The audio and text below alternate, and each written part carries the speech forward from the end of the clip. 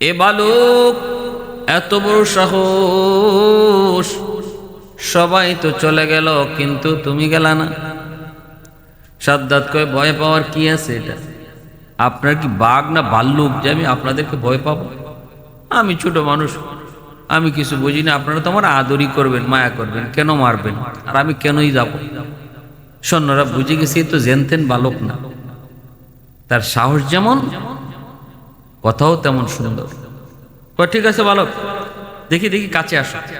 কাছে আসতে একজনে এই সুরমাদানি হাতে নিয়ে তার চোখে সুরমা লাগাইয়া দিল চট করে। বালক সাদ্দাদের চোখে যেই মাত্র সুরমাদানি লাগায়, এ তো জানতেন কোন সুরমা নয়। এই সুরমা লাগানো মাত্রই বালক সাদ্দাদের চোখের সামনে গুপ্তধন, মাটির নিচের গুপ্তধন সব চোখের সামনে ভেসে উঠল। এটা এমন এক পাওয়ারফুল সুরমা, এই সুরমাদানি যে চোখে লাগায় সে অদেখা জিনিস সে দেখতে পায়। মানুষ যা দেখে না তাও তার নজরে পড়ে, চোখের মাটির নিচের জিনিসও দেখতে পায়। সাদ্দাত ছোট্ট বালক বুঝে গেল, এ তো আমি পেয়ে গেছি। কিন্তু কেমন বুদ্ধি ছিল বালক সাদ্দাদের! যদি এই মুহূর্তে কয়, হায় হায়, আমি মাটির নিচের স্বর্ণ দেখি, মাটির নিচের রূপা দেখি, মাটির নিচের খনিজ সম্পদ দেখি, তাহলে তো ওরাই শর্মাদানি আমাকে দিবে না, ওরা তো নিয়ে যাবে। তাহলে এরা তো মনে হয় আমার চোখে লাগায় টেস্ট করেছে, যদি কোনো ক্ষতিকর কিছু হয় তাহলে আমার চোখ যেন নষ্ট হয়, তাদের যেন কিছু না হয়।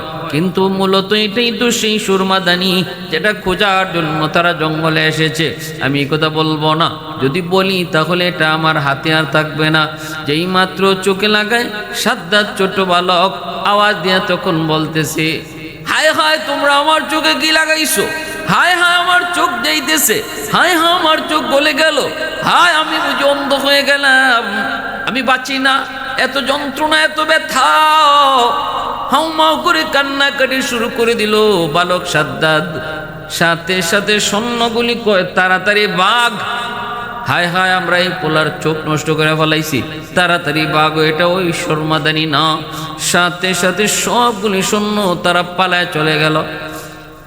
এই দিকে যাওয়ার পর শালক বালক সাদ্দাত ওই সুরমাদানি নিয়া বাবার কাছে আইসা কয়, বাবা যান, পেয়ে গেছি, পেয়ে গেছি। কয় কি? কয় সুরমাদানি। কয় বাবা, ওই হলো ঘটনা, ওরা চাইছিল কি আর হয়েছে কি? বাবা, এই সুরমা চোখে লাগাইলে পরে আমি সব দেখতে পাই। এবার গোত্র প্রধান অবাক, সেও তো খুশি, সবাই খুশি। গোত্র প্রধান বাবা ছেলেকে নিয়ে বলতেছে, বাবা তাহলে চলো, তোমার চোখে সুরমা লাগায় লাগায় আমরা হাঁটমু, তুমি শুধু কোথায় কি আছে কইবা, আর বাকিটা আমরা উদ্ধার করমু। অল্প দিনের ভিতরে এই সাদ্দাদের এই সুরমার উসিলায় অল্প দিনের ভিতরে এই গোত্রের মানুষগুলা তারা সবাই ধনী হয়ে গেল, সম্পদের অভাব নাই, সবার ঘরে ঘরে স্বর্ণ রূপা অলংকার। অল্প দিনের ভিতরে প্রাচুর্য দেখা দিল। কিছুদিন পর ওই গোত্র প্রধান সে মারা যায়। কে হবে তাদের সর্দার? তখন এক বাক্যে সবাই, বালক সাদ্দাত তখন বালক নাই, সে তখন যুবক হয়ে গেছে। গোত্রের সবগুলি মানুষ এক বাক্যে সাদ্দাতকেই তারা আবার সর্দার বানায়। এই দিকে দেখা গেল তাদের ভরপুর সম্পদ, কোনো অভাব নাই, সবার মনে আনন্দ। সাদ্দাত ক্ষমতা পাওয়ার পর সে তার এই গোত্রকে আরো সুন্দর করে সাজাইল, দুর্ধর্ষ একটা বাহিনী তৈরি করলো, সৈন্য বাহিনী। অস্ত্রের কোনো অভাব নাই, সর্বলাইনি হার লাইনি শক্তিশালী একটা মজবুত সেনাবাহিনী গঠন করলো। এই বাহিনী গঠন করে সাদ্দাত বাদশার সাথে যুদ্ধ ঘোষণা করলো। এই বাদশার বাহিনী পরাজিত হলো, সাদ্দাদের বাহিনী জয়ী হলো। ফলে সাদ্দাত ওই দেশের বাদশাহ হলো। এবার শুরু হলো বাদশাহ সাদ্দাদের কাহিনী। এখন থেকে আর বালক আর যুবক সাদ্দাত নয়, ওই মাঝি ভাই আর জেলেদের গোত্রের সর্দার সাদ্দাত নয়, এখন থেকে সাদ্দাত হলো বাদশাহ। সেও শুধু বাদশা নয়, সে বাদশা হওয়ার পরও রাজ্যের মানুষের মধ্যে এরকমভাবে আবার মানুষের মধ্যে সচ্ছলতা ফিরে আসলো। কারণ এত সেই সাদ্দাত, যেই সাদ্দাত সুরমা চোখে দিয়ে আসে, অদেখা সম্পদ নিয়ে আসে। জনগণ দিন দিন উন্নত হতে লাগলো, মন্ত্রী পরিষদ উন্নত হতে লাগলো, অভাব বলতে কিছু থাকলো না। যা চাইতেছে সাদ্দাত তাই বানাইতেছে, যা করতে মন চায় তাই করতেছে।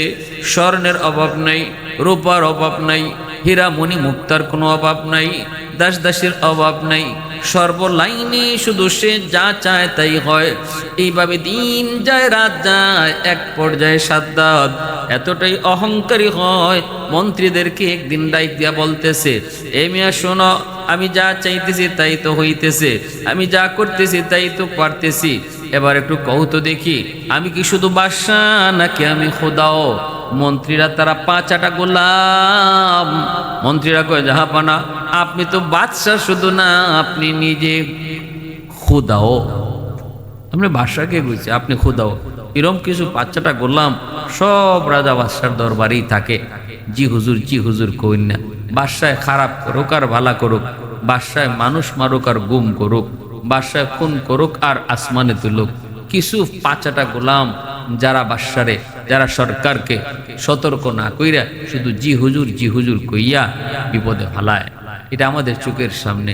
আর যদি এরকম কিছু মানুষ থাকতো যারা সময়ে আপদে বিপদে তারা ভালোটারে ভালো বুঝাইতো, মন্দরে মন্দ বুঝাইতো, তাহলে পরিণাম আর পরিণতি এরকম হতো না। রাতের আধারে ফালাইয়া যাওয়ান, খাওয়ানোর টাইম নেই, এই সুযোগ আর ইরম হইতো না।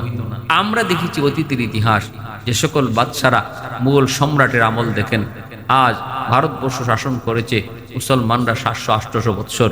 সেখানে আমরা দেখেছি, ইতিহাস দেখেছি, বাদশারা উলামায়ে কেরামকে তারা সম্মান করেছে, উলামায়ে কেরামকে রাজদরবারে রাখছে, তাদের পরামর্শ নিয়ে চলছে। উলামায়ে কেরাম তারা সত্যকে সত্য বলছে, মিথ্যাকে মিথ্যা বলছে। উলামায়ে কেরাম তারা ভালোকে ভালো কইছে, মন্দকে মন্দ কইছে। উলামায়ে কেরাম কখনো সরকারকে শাসাইছে, কখনো সরকারের প্রশংসা করেছে, যেটা ভালো ভালোটার প্রশংসা করেছে, মন্দটা শাসাইছে।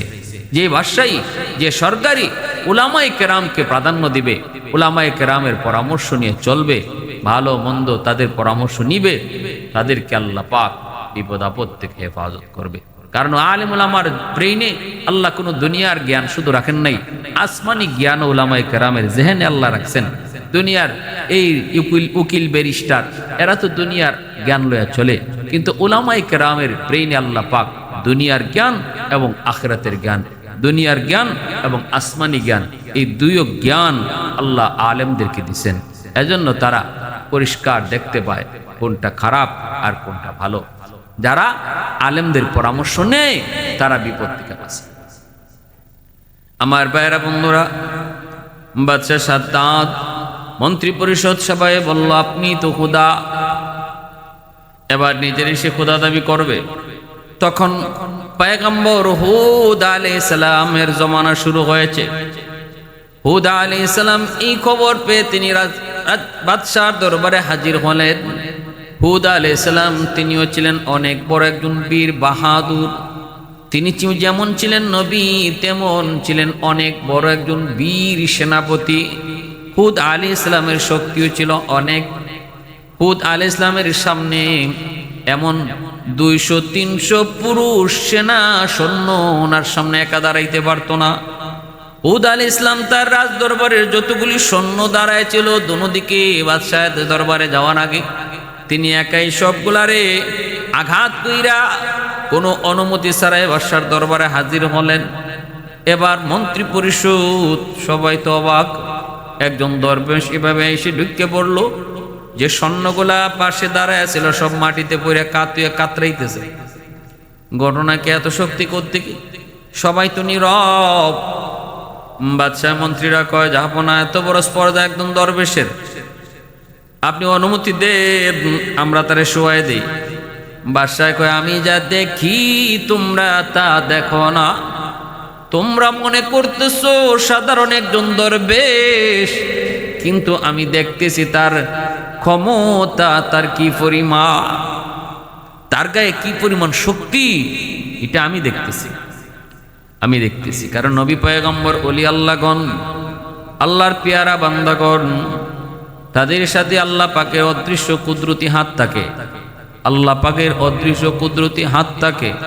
যদিও তাদেরকে দেখতে নরম মনে হয়, কিন্তু তাদের সাথে আছে এক শক্তিশালী হাত।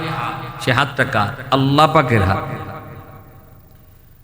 বাদশাহ কয়, সাবধান, সামনে আগাবি না। কি ব্যাপার একটু বলেন? নবী বলতেছেন, আমি শুনেছি আপনি নাকি নিজের খোদা দাবি করেন। সাবধান, এমনটা করবেন না। সাবধান, এমনটা করবেন না। মানুষ কোনো দিন খোদা হতে পারে না। আমার খোদা, আপনার খোদা, কুল কায়নাত যিনি সৃষ্টি করেছেন তিনি একজন। আল্লাহ পাকের সামনে মোকাবেলায় যাবেন না। আমি আল্লাহর পয়গম্বর আপনাকে সতর্ক করতে এসেছি। মন্ত্রীরা, সৈন্যরা, এরা কয়, জাহাপনা অনুমতি দেন। বাদশাহ কয়, থাম, লড়বি না। তোরা না চিনলো আমি তারে চিনতেছি, তোরা তার শক্তি না বুঝলো আমি তার শক্তি বুঝতেছি। এবার বাদশাহ কয়, ঠিক আছে, আপনি আল্লাহর পয়গম্বর, ভালো কথা, কিন্তু আমি যদি নিজের খোদা দাবি করি তাহলে অসুবিধা কি?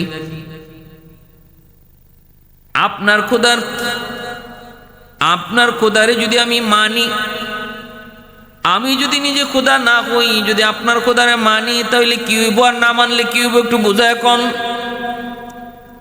আল্লাহর পয়গম্বর হুদ আলাইহিস সালাম বলে, যদি তুমি আল্লাহকে আল্লাহ না মানো তাহলে জাহান্নামী, আর যদি তুমি আল্লাহকে আল্লাহ মানো তাহলে আল্লাহ তোমার জান্নাত দিব।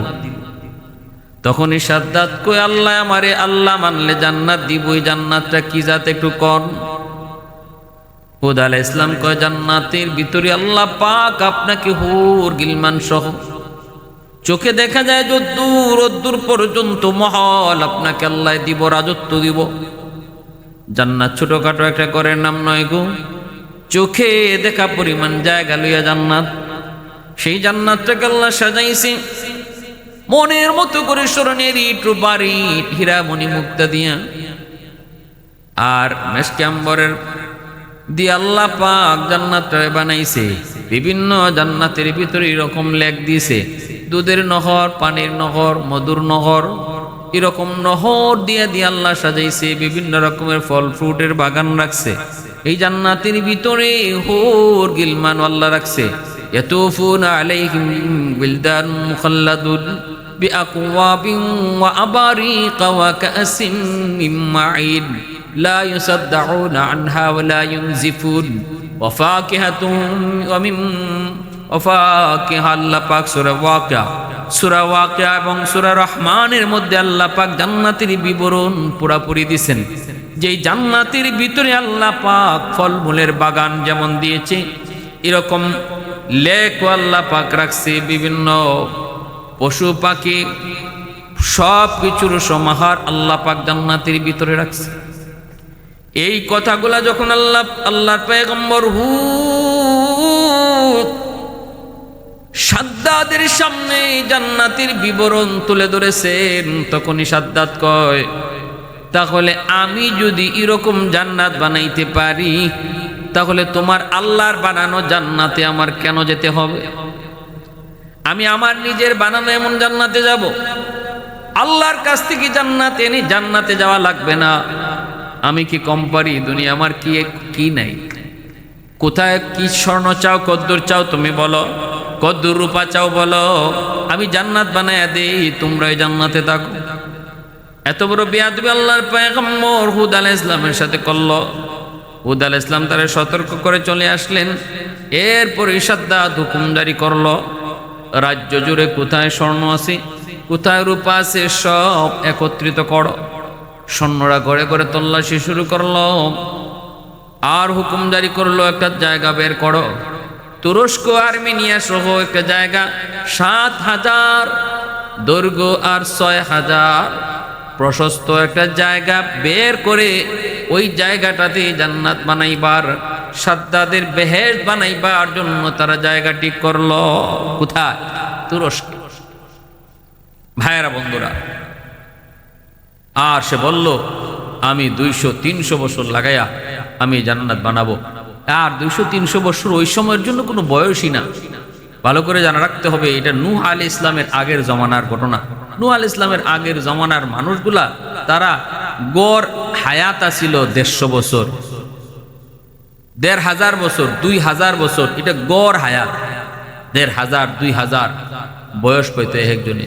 এই হিসাবে 200 বছর, 250 বছর এই খেলাধুলা করতে যেত। ওই যে আমরা হাঁটা শিখতে শিখতে এই 200 বছর চলে যেত। তো এই হিসাবে বাদশা সাদ্দাত দেখো 200-300 বছর লাগাইয়া আমি এরকম জান্নাত বানাবো। সারা দুনিয়া থেকে এরকম স্বর্ণ, রূপা, হীরা, মণি, মুক্তা একত্রিত কইরা দিনের পর দিন, বছরের পর বৎসর লাগাইয়া তার মনোমুক্ত করছি জান্নাত, সেই বেহেশত সাদ্দাত বানাইল। হাজারো হাজারো শ্রমিক, যেখানে যেদিকে দেশের পৃথিবীর যেখানে যে শ্রমিক পাওয়া গেছে, শ্রমিক অন্য কাজে লাগাই দিছে তার বাহিনী। সাদ্দাত তার শখের জান্নাত, শখের বেহেশত তৈরি করলো। শখের বেহেশত তৈরি করে এবার সাদ্দাত সে কাজ সবকিছু সমাপ্ত হওয়ার পর তার বাহিনী সেনাপতি যায় বলল, জাহাপনা, আপনার শখের জান্নাত, আপনার শখের বেহেশতের কাজ সমাপ্ত হয়েছে। সমাপ্ত হওয়ার পরে সুন্দর করে সাজানো হয়েছে, রংমহল রাখা হয়েছে, নাচ গানের ব্যবস্থা করা হয়েছে, পৃথিবী থেকে সুন্দরী সুন্দরী নারীদেরকে জমানো করা হয়েছে, ছোট ছোট বালকগুলোকে গুলমান বালায় রাখা হয়েছে। অর্থাৎ হুদ আলাইহিস সালাম জান্নাতের বিবরণ যা দিয়েছিলেন সাদ্দাত তাই তার জান্নাতে রাখছে। আজকে সাদ্দাত তার বিশাল বাহিনী নিয়ে এসে ঢুকবে, পিছনে বিশাল বহর নিয়ে আসে জান্নাতের কাছাকাছি চলে গেল, তার বেহেশতের কাছাকাছি। হঠাৎ করে সাদ্দাত দেখতে পেল তার ঘোড়ার সামনে অপরিচিত একজন মানুষ ঘোড়া আটকায় দিছে। সাদ্দাত ধমক দিয়া বলতেছে, কে তুমি? এ ফকির,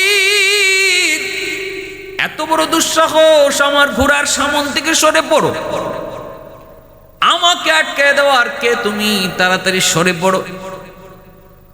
ফকির বলতেছে, জাহাপনা, ঘোড়ার পিঠ থেকে আপনি নামেন, আপনার সাথে কানে কানে কিছু কথা বলবো। সাদ্দাত কয়, এত বড় সাহস? সাহসের কিছু নাই, রাস্তা দিব না, আপনি নামেন। সাদ্দাত ঘোড়ার পিঠ থেকে নামলো, কানে কানে যায় বলতেছে, আমাকে আপনি চিনেন? সাদ্দাত কয়, আমারে চিনেননি। সাদ্দাত কয়, আমারে চিনেননি? মালাকুল মউত আজরাইল কয়, আমি তো তোমারে চিনি, আমারে চিনুনি। আপনি কেডা? মালাকুল মউত আজরাইল বলেন, আমাকে পৃথিবীতে যতজনে চিনছে কেউ দুনিয়াতে নাই। যে ওই আমারে চিনছে সে ওই জায়গা, যে ওই আমারে চিনে সে ওই বিদায় নেয়। অতএব আমারে এই জমিনে কেউ চিনে না, যতজনে চিনছে কেউ দুনিয়াতে নাই। কে আপনি? আমি মালাকুল মউত আজরাইল। সাদ্দাত অবাক হয়ে গেল, শরীর কাঁপা শুরু হয়ে গেল।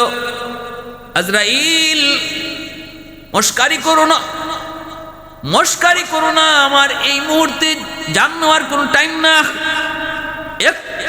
ওই ভাই আজরাইল, একটু সুযোগ দাও, একটু সুযোগ, আমি শুধু ভিতরে ঢুকবো আর ঢুকি বের হয়ে আসবো। মালাকুল মউত আজরাইল কয়, সাবধান, এক পা ভিতরে ঢুকাইছো, আর এক পা ঢুকানোর সুযোগ নাই। আল্লাহর নির্দেশ, এখনই তোমার জান কবজ করা। মুহূর্তের ভিতরে জান কবজটা করে মালাকুল মউত আজরাইল নিয়ে গেলেন। আল্লাহ জিজ্ঞাসিল, আজরাইল, কারো জান কবজ করতে কখনো কি মায়া লাগছে? কই, মালিক, দুইজনের জান কবজ করতে মায়া লাগছে। আমি আজরাইলের মায়া লাগে না, তবুও মায়া লাগছে দুইজনের। কই কে? কই একজন হলো ওই মার জানটা কবজ করেছি যখন সাগরের মাঝখানে ছোট্ট বাচ্চারে মায়া দুধ খাওয়ায়, সেই কাঠের উপরে বাসতে বাসতে বাচ্চাটার কথা মনে করে তখন আমার মায়া লাগছিল, এই বাচ্চাটার কি হবে। আর আজকে তোমার পাপিষ্ট, তোমার বড় পাপিষ্ট, তোমার বড় নাফরমান সাদ্দাদের জান কবজ করতে যায়, একটু মায়া লাগছে। আল্লাহ কয়, কেন? কয়, এতদিনের শখের জান্নাত একটু দেখবো বেচারা। এক পা ঢুকাইছে, তুমি দেখতে সুযোগ দিলা না, এজন্য মায়া লাগছে। আল্লাহ কয় আজরাইল ওই দিনের শিশু, যে শিশুর মায়া লাগছে, শিশুর কারণে তোমার মায়া লাগছিল মহিলা জান কবজ করতে, ওই শিশুই হলো আজকের এই সাদ্দাত। কুলিল্লাহুম্মা মালিকাল মুলকি তুতিল মুলকা মান তাশা ওয়া তানজিউল মুলকা মিম্মান তাশা ওয়া তুইজ্জু মান তাশা ওয়া তুযিল্লু মান তাশা বিয়াদিকাল খায়র ইন্নাকা আলা কুল্লি শাইইন কাদির। সকল ক্ষমতার মালিক কে? আল্লাহ। ইজ্জত দেওয়ার মালিক কে? আল্লাহ। ইজ্জত কেড়ে নেওয়ার মালিক কে? আল্লাহ। ক্ষমতায় বসায় কে? আল্লাহ। ক্ষমতা কেড়ে নেয় কে? কয় আল্লাহ।